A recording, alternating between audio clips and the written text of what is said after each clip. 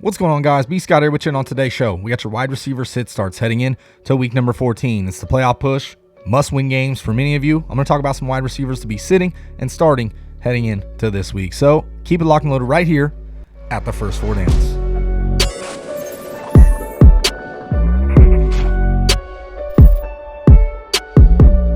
What's going on, guys, and welcome back. As I mentioned in the preview, we're going through your wide receiver sit starts heading into week number 14. I'll be honest, it's win and get in for many of you for fantasy, or it's lose and go home. So must-win games this week. Start your studs, plain and simple. The way I like to rattle off my wide receiver sit starts is I go through the top 12 rank, usually my top 12 on the week, and then also I give you some start options, good flex type guys, wide receiver 2-3s. I try and mix and match because honestly, you're going to start a lot of the studs anyway. And then I got some sit options, guys that I just wouldn't be starting no way this week. So before we get to today's content, don't forget, like the video, subscribe, share, thumb bell, and then comment. If there's a receiver I didn't mention, because I'm not going to mention all of them, drop in the comment section. I'll be glad to give you my advice. Sit, start, pick 2, pick 3, flex 1, whatever situation you're in, drop in the comment section. I'll be glad to give you, to my best knowledge, your start sit questions. So let's get right into it. I'm going to start at the top, my top 12 receivers. First off, Cooper Kupp at the Arizona Cardinals, been outstanding on the season, number 1 wide receiver, leads the league in receptions and touchdowns and yards and just all the categories. He's played very well on the season. I don't see him slowing down here. Arizona's defense pretty decent, but Cooper Kupp's averaging like 12 targets a game. There's no way you're sitting him.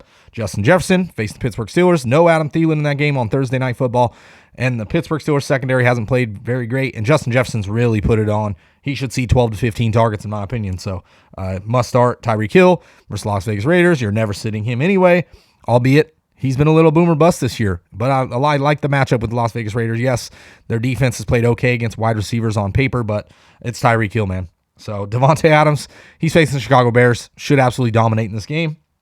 Chris Godwin and Mike Evans playing the Buffalo Bills. The secondary's been very stingy with the wide receiver, fewest fantasy points, I want to say, to wide receivers. There's no way I could sit these guys at all. No Tre'Davious White in this matchup. That's going to help and bode well for both these receivers. I think Mike Evans still will play okay here, and Godwin just feasts on the targets. You saw it, 15, 16 targets last week. So I'd still be firing both these guys in a matchup. Really a great playoff potential type matchup for the NFL in general, Buffalo, Tampa Bay. So great matchup. Chris Godwin, Mike Evans, you got to be firing them. Deontay Johnson at the Minnesota Vikings. Man's averaged like 14 targets over his last 6 games. There's no way you're sitting him. He's been great. Minnesota giving the most fantasy points to the wide receiver position, especially recently. So firing him. Stephon Diggs playing the Tampa Bay Buccaneers. You got to be firing Diggs either way. We haven't seen the big boom games that you've hoped from Diggs like he did last season, but he's been very, very consistent on the year. Albeit you can throw that game out last week on Monday Night Football with 50-mile-per-hour winds. I mean, come on. CeeDee Lamb at the Washington Football Team. Smash spot here. Washington Football Team, the secondary's really struggled. I think the Dallas Cowboys is a get-right game for their offense as a whole. A lot of people were giving the Washington Football Team the edge here. And yes, the defense played well. Washington Football Team has stepped up. But I still don't believe that they're elite, and they're coming into a game in which Dallas Cowboys have their full complement of wide receivers all healthy, and the running backs a little bit banged up, both Pollard and Zeke. So guess what? You can see Dak Prescott throwing the ball a whole lot all over the yard here. So I like CeeDee Lamb. Terry McLaurin on the flip side, facing Dallas Cowboys. They tend to give up big plays. Terry McLaurin, scary Terry. Yeah, he's scary to put in your lineup most weeks because he's been so inconsistent, boom or bust this season. But if he was going to boom, it would be probably this week. Dallas just is susceptible to giving up big plays. And yes, the secondary, they turn the ball over. They get a lot of turnovers. But I think Terry McLaurin's route running ability is going to give him the edge against these corners, and I think he'll be just fine this week. DK Metcalf at the Houston Texans. How could you sit DK Metcalf? That's the hardest part. Is there any way in which you could sit DK Metcalf? At the Houston Texans, this is a good spot for him. He has played poorly over the last month of football, especially since Russell Wilson's been back. Russell Wilson's been playing a lot of the short game. Takes a few deep shots, but if they don't connect, that's it. So he's not trying to push the ball downfield as much. You'll see Gerald Everett. His targets are increasing. Tyler Lockett's always going to get his. DK Metcalf's really struggled in this offense over the last month, but if there was a get-right game, it would be this game. So DK Metcalf, you got to start him. And then DeAndre Hopkins facing the Los Angeles Rams. Yes, he's going to be facing Jalen Ramsey, but you see the skill set of Hopkins and what he can do in the red zone. The man catches touchdowns. The man has lightning hands. The ball just sticks to him. You got to be firing him in arguably one of the top offenses in the NFL. So DeAndre Hopkins must start here. No way you could sit him. And then there's a couple receivers that I'd be firing, but they are on the COVID list. So you're talking about Keenan Allen and Mike Williams. Keenan Allen less likely to play, but both these receivers might be out in this matchup. If they're both out, I think Jalen Guyton is a potential flyer option. I mean, Justin Herbert's got to throw the ball to somebody, right? I think Austin Eckler's going to pick it up. Jared Cook, I had him as a sit, but if Mike Williams and Keenan Allen are both out, I mean, obviously he's one of the only reliable pass catchers on the field. It has a rapport with Justin Herbert, a great one. So obviously I would probably be starting Jared Cook if you have him here, if Williams and Allen were both to miss. And Guyton would be a decent flex type flyer option if both these guys were out. So let's talk about some starts. Guys that I really love this week that I think are just going to have great weeks. First off, it's DJ Moore. He's facing the Atlanta Falcons. Back-to-back games. Moore has played very well. 100-yard game last week. The week before that, he caught a touchdown with both games with Cam Newton, played very well. Atlanta, 7th most fantasy points at the wide receiver position, the 3rd most touchdowns with 15, the 5th most receptions. You saw what they did last week. Chris Godwin, very similar skill set to DJ Moore here. Chris Godwin, 15 receptions for 143 yards last week against this Atlanta Falcons defense. So I like DJ Moore, should dominate in this matchup. Moore's had 7+ targets in every single game this season. His first 100-yard game came last week, like I mentioned, since week 4 with Cam Newton. And 14+ PPR points in back-to-back games for DJ Moore. So I think this is a potential boom game. 80 to 100 yards and a touchdown here for DJ Moore. I think that's the outlook this week. I'd be firing him no matter what. Set it and forget it. Amari Cooper, another guy where you might be on the fence with. He hasn't really produced on the season. He's at the Washington football team. Like I mentioned, with CeeDee Lamb. I think they're going to throw the ball a lot. This is the first time since, week 1, they've had their full complement of all healthy receivers. Yeah, you could say last week, but Amari Cooper was very limited in what he could do last week. You saw it with the routes, 35% snap share, I want to say. That should definitely go way up this week. Hopefully, he's recovered from COVID. So, Washington football team, 4th most fantasy points of the wide receivers, 6th most yards, the 4th most touchdowns at 14, and the 3rd most receptions. And Amari Cooper against this Washington football team in 2020. 80+ receiving yards in both games versus Washington last year. 6+ receptions in both games. So that's a pretty safe floor there. 13+ PPR points for Amari Cooper in 5 games versus the Washington football team in Dallas. So that's good. And 4 touchdowns in 5 games versus the Washington football team. So I think Amari Cooper, you got to be starting him here. I get it. You've been on the fence with him because he's been inconsistent and he hasn't had that many boom games this year, especially. So, and he's been hurt and banged up and dealing with hamstrings and COVID and all kinds of little nagging injuries. If there was a week where he was going to explode, it could be this week. And I really think it's just a safe bet here for him to clear 80 to 100 yards and possibly a score. So I think Amari Cooper is easily a top 24 wide receiver this week, if not a top 15. And he has the potential to be a top 5 wide receiver on any given week. So I like Amari Cooper. Got to get him in your lineups this week. Brandon Ayuk, my next start at Cincinnati Bengals. Now, a little bit of a letdown last week, but he still had 6+ targets in 3 straight games. He's cleared 50 yards in 4 of his last 5 games. Deebo Samuel still possibly might miss this game. Cincinnati has allowed 8 wide receivers to clear 80 yards receiving in their last 6 games. So I like the outlook here of Brandon Ayuk to clear 80 yards, potentially find a touchdown here. Last week, you saw the Cincinnati Bengals. 3 touchdowns allowed to wide receivers to the Los Angeles Chargers and the San Francisco 49ers. A lot of the running backs are banged up. We don't know if Elijah Mitchell will be ready to go. We don't know if Jeff Wilson's going to be able to play. It might be Jermichael Hasty and Brian Hill off the practice squad. That might be their running backs heading into this week. If that's the case, I could see a decent amount of play action pass here. They're obviously going to try and establish the run no matter what, but I really think Jimmy G might throw the ball around a little bit more. And if let's say they find themselves down against Cincinnati Bengals, because I really think they might lose this game, I think Jimmy Garoppolo is going to throw the ball enough. He had close to 300 yards last week. Kittle's not going to have 180 yards every given week, is he? I mean, the man can. He was unbelievable last week, but I just don't see it. I think Brandon Ayuk bounces back, has a pretty good day here, 80+ receiving yards and a touchdown. So I like him as a good flex option this week. And then Chase Claypool. He plays tonight, Thursday Night Football, Minnesota. It's a good spot. Minnesota's given up the most fantasy points to the wide receivers on the season, the 3rd most yards, 3rd most touchdowns, and especially lately, they've just been giving up a lot of big plays to wide receivers. You see it, a big letdown. They lost to the Detroit Lions. I mean, Jared Goff's out there cooking them up. I get it. Ben Roethlisberger. I have him almost as a sit, to be honest, because I think the pass rush might be able to get at him. Ben Roethlisberger on a short week on the road. It's not a good spot. Pittsburgh Steelers don't play great on the road, and Ben Roethlisberger doesn't either. But I think there could be some big plays to be had with Chase Claypool here. Obviously, you're firing Deontay Johnson. I think Claypool could make some big plays. He hasn't really been the receiver you hope for coming into the season.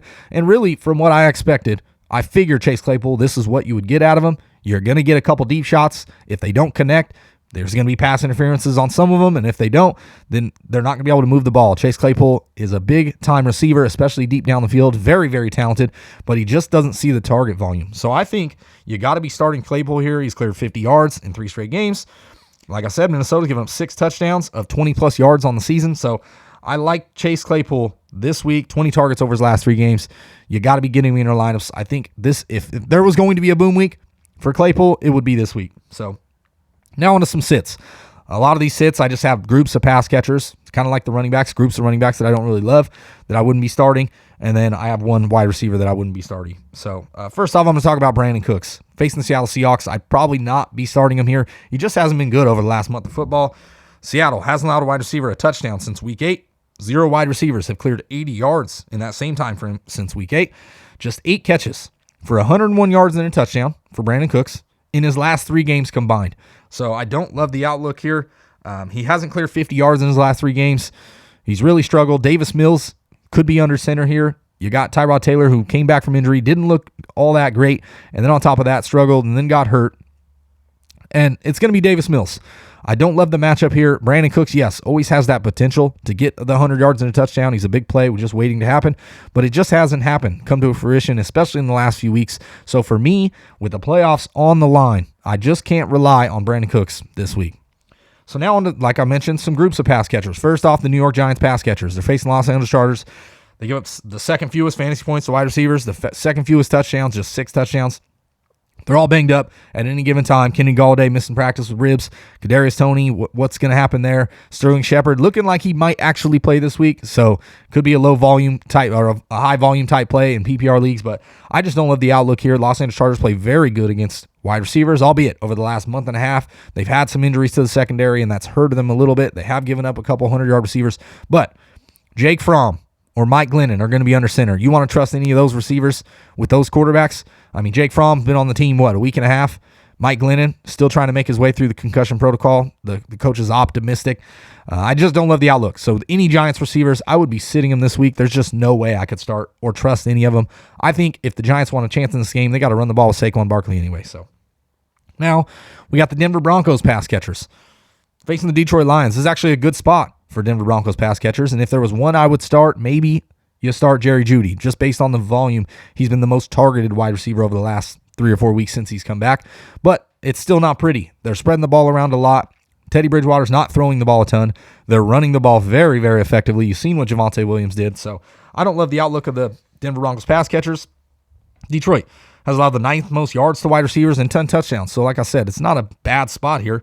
But no pass catcher for Denver. Has cleared 6 targets in the last 2 weeks. Should be run heavy. Jerry Jeudy is the only low-end option here for me. Cortland Sutton, there's no way. How can you start him? I don't think he's cleared 50 yards in 4 or 5 weeks, especially since Judy's been back. Seeing on average 4 targets per game, 3 to 4. No way. Tim Patrick, he's fallen off a cliff as well. And I just think the running backs are going to be able to get it done here. So I don't trust any of these options. If you want to take Jerry Jeudy on a low-end flex, that's fine. But for me, I'm sitting the pass catchers altogether. I just don't love their upside in the matchup. Now, we got the Jacksonville Jaguars pass catchers facing the most friendly secondary. The Tennessee Titans give up the most yards and touchdowns and just all the numbers to the wide receivers. But who can you trust on Jacksonville? They all stink at this point. The offense is really abysmal. No wide receiver. I got a good stat here. No receiver has cleared 70 yards since Jamal Agnew in week 6 for these Jacksonville Jaguars. So how can you trust a pass catcher? Nobody's doing anything. Laquan Treadwell, I think that's his name. He's the leading receiver over the last couple weeks. Marvin Jones ain't getting it done. Laviska Shenault, short yardage, 5-6 catches for 40 yards. That's just not going to get it done here. It's a good spot because, like I mentioned, Tennessee give them 2nd most fantasy points to wide receivers, the most receptions, most yards. But I can't trust a pass catcher this week. In DFS, if you want to take some chances with some of these guys, I understand just because the matchup's so great. But for needing a victory, going into your fantasy playoffs, there's no way I can trust the pass catcher on the Jacksonville Jaguars. And then my last group of pass catchers, the Detroit Lions pass catchers. Now, yes, they stepped it up last week. Amon-Ra St. Brown, 12 targets, 10 catches. Played well, and he's only had a couple decent games, and he's played in most games this season. But how can you trust him against the Denver Broncos? That secondary's played very, very well on the season, and I still think the Detroit offense is below average at best. So Denver Broncos, 9th fewest fantasy points to the wide receivers. Just one wide receiver has cleared 70 yards since week 6 on these Denver Broncos. So I don't like the outlook here. Detroit, 29 points scored last week. That was the second highest they've scored on the season. On top of that, that's their highest point total score since week 1. Yes, they played well. They came back. They got their first victory. Outstanding. Now they're on the road in Denver. Just a tough spot to play. I want no part of the Detroit Lions pass catchers altogether. I get it. Reynolds has played okay in spots. I get it.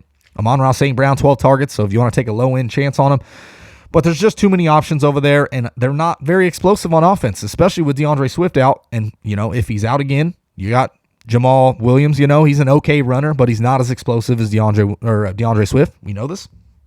So there's no way I can trust a Detroit pass catcher. And Denver Broncos have held 2 of their last 3 quarterbacks under 200 passing yards. That was Mahomes and Jalen Hurts. So I can't trust Jared Goff to come out and throw the ball and get over 250 yards and one of these receivers be viable. One of them might find the end zone, sure, but I can't bank my fantasy playoffs on it to save my life. So that's it. That's my wide receiver sit starts heading into week number 14. Don't get cute. Just fire up your studs. Yes, you may have some tough options. I had a guy ask me T. Higgins or Amari Cooper. That's one of the toughest questions. T. Higgins dealing with an injury. We'll see if he's ready to go. Been lightning over the last couple weeks, been very, very good, so it's hard to sit him. And San Francisco 49ers been a little susceptible to wide receivers as well. So those are the types of tough sit-start questions you're going to have to deal with on this week. But I'll tell you right now, just start your studs. Don't get too into it. Don't dive too deep. This is a must-win game. You got to be winning it. So if you have any questions, drop in the comment section about any wide receiver. I'll be glad to give you my advice. And while you're there, don't forget to like the video, subscribe, share, thumb bell for all your fantasy information all season long. I'll have all your sit starts, all the good stuff that you need to take home that championship. So for the first 4 downs, it's been B. Scott, and I'm out.